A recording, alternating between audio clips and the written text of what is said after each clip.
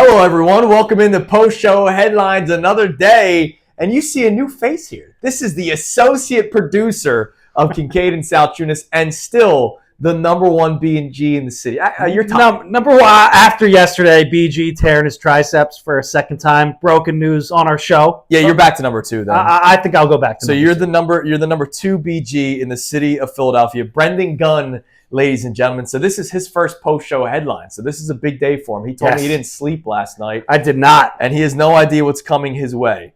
It's not that scary, even though I am going to ask a very specific question for you at some point. But number one, this is what we're going to start off with. If you guys have not been listening to the show earlier today and have not been following the Chauncey Gardner Johnson situation on social media calling out Darious Slay, everybody is siding with CJGJ.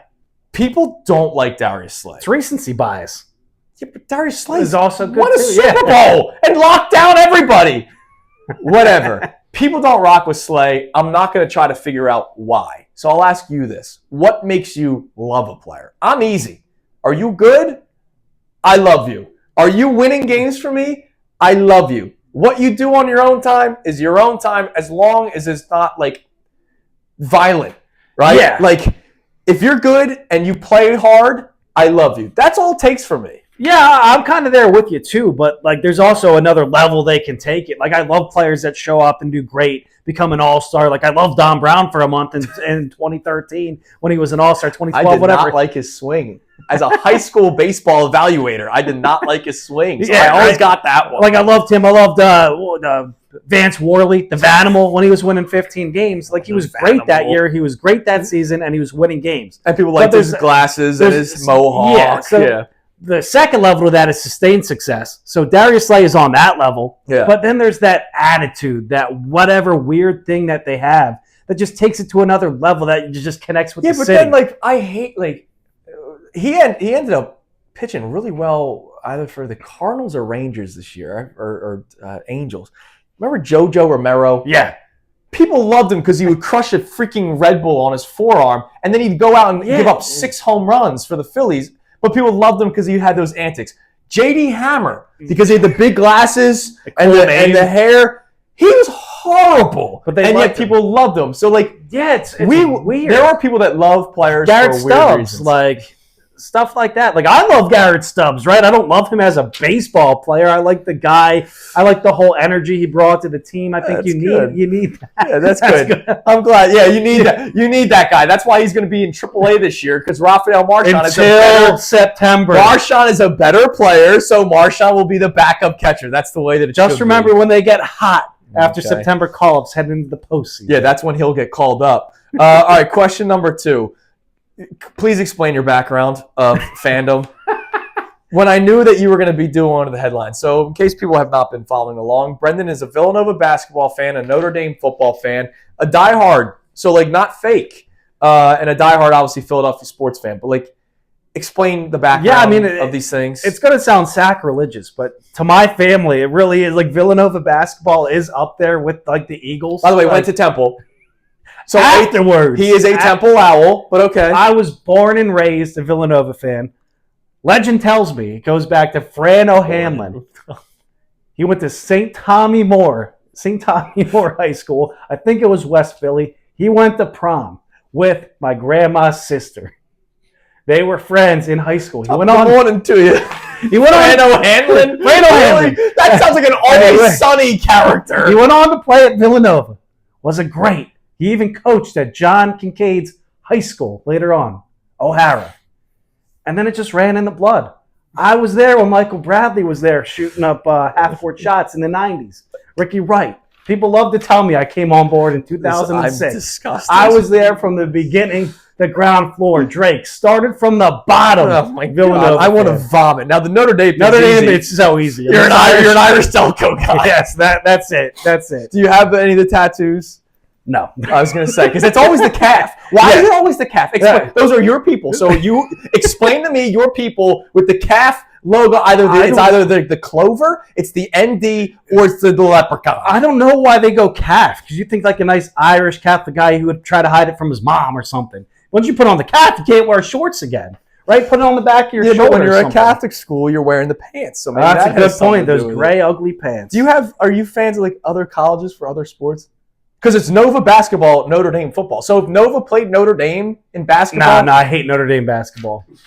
I was at a game in 2012 in a box. Notre Dame fans are POing me. I don't know what we can say. they're your fans. The same fans that root for the football team. No, they're different. No, they're not. I don't like. How do I put this? What are you, a UNC baseball fan? And Come a on, Boston, bro. That's a clown and question. a Boston College Tennessee baseball. hockey fan. Tennessee baseball. I'm kidding. All right, I'm moving on because I'm disgusted by it. So you're telling me you root against Notre Dame in basketball if Nova's playing them? Yes, 100%. So would you root against Nova football against Notre Dame football when Nova football has no shot? I think I would like give him a little golf clap. It's disgusting. Brian Westbrook, legend. All right, question 3. What is something that we as humans just shouldn't do? And I'm not going to go too deep here, like murdering people. I'm talking about using social media like Chauncey Gardner Johnson is today to just vent and You shouldn't do that. That's something where like I know people make fun of me. I'm 31 going on 61. I don't do that stuff. I think I did it in like middle school on Facebook, and then I was like, what am I doing here? This is accomplishing nothing for me. So like it just causes drama. Like you have to ultimately own up to that. But something that humans shouldn't do. I mean, I was in the grocery store yesterday. It's always the grocery store, by the way. I was getting my bread, my roll to make a nice ham and cheese for lunch today. And some J.O. decides to get in the whole self-checkout line with a shopping cart full of crap. All right, hold on. You don't do that. Where was this? The Giant. All right, Baltimore Pike and Springfield. If you did that, how ruined many my day. registers are there? 8. He's okay. No, dude, Yes, you don't do that. Because here's the deal. With all due respect, I'm going to be quicker than every other register person. With the whole shopping cart full Now, how many registers are open? So my shop right where I'm at. There's a line. Like 1 or 2 people in line at a time. You're in a hurry, so is he. Come on, bro. Like you see me there with one roll and a Swiss Farms tea cooler. Like, let me. Well, he should have let you go. I have done that. So I used to live in Manioc. So the Acme in technically Roxborough, they only had 2 registers like with humans open. Yeah. And so the lines were always so long. So I would do the full grocery run, go self-checkout. They didn't have a sign for like 10 items or less. But if there was somebody behind me with like 1 item, I would let them go. But I'm sorry, I'm not waiting for 15 people because they are only paying 2 people to work. That's a fair, valid point. But you got to have some self-awareness. If there's somebody behind you with 2 items, let them go. If it wasn't for people getting money in their pockets, I would go full self-checkout. But I want people to get money and have jobs and all that kind of stuff. To make it worse, the person tried to get the alcohol and took it to the self-checkout. Then the alarm went off. You got to go to the alcohol section. You can't do that. All right, question 4. Give me some bad looks in sports, and I'll explain here. So yesterday, during the incredible 17-7 loss for the Phillies in spring training, Max Lazar, I'm sure you're following his career closely, he threw a pitch, guy hit it, and he did this because he thought it was going to be a fly ball. That fly ball ended up going over the fence. The pitcher putting the hand up as if it's a pop-up and it going over the fence is a horrible look in sports. I'll give you another one. The football player that drops the ball before the goal line. What terrible. Just finish the touchdown. Like, you're not cool dropping the ball as soon as you cross the goal line because way too often, guys drop the ball before passing it. What are some other horrible looks in sports that you could just avoid or not do? The one I'm thinking of right now is when they think they get a first down and they do the whole first down celebration. It's clearly not a first down. Or it's celebrating an interception when you see the flag on the field. It's like, what are you doing already here? Or if you're losing by a lot. I remember the Eagles did that a couple of years ago against the Vikings. They were down like 4 scores and they picked it off and they celebrated as if they just tied the game. And by the way, it's one thing if like you're down 35-0 because the quarterback threw 7 pick sixes or whatever the math, 5 pick sixes. But exactly. I hate to do it Bryce Harper sometimes when he stares at the ball, dude, and it's like 5 feet short of being a home run. That's a bad look. Like, that is a bad look. The opposite of the pitcher. That's a terrible one. All right. What as a person, you just called out the guy at the grocery store. What as a person are you bad at? And I'm going to What am I bad at? I'll give you another example because this is your first time, so I'm trying to help you out here. I'm so bad with names. Oh, I am also terrible at that because, dude, to me, I'm so worried about how I'm presenting myself, and it sounds like self-centered, but I'm so like in my own head. No, I get it. Where I'm like, okay, am I going to say this correctly? And they tell me their name, and you're shaking. You want to make sure the handshake's a good quality handshake, and then 5 minutes go by, you're like, frick, what the hell was your name? And then you just the rest of your life, they are dude or buddy. Or you just don't even say anything. You just say, hey, man, how are you? Yeah. I'm bad with names. The opposite of that is so funny. I just saw someone from XTU, and I've met him a couple of times. But he goes, oh, what's up, bro? Yeah. I'm like, you're not broing me because I'm your bro. No, you're broing me because you don't know my name. Also, birthdays. Like, my best friend's birthdays. I don't know them. And I know them. I know months. And I know, all right, it's around this time of the month.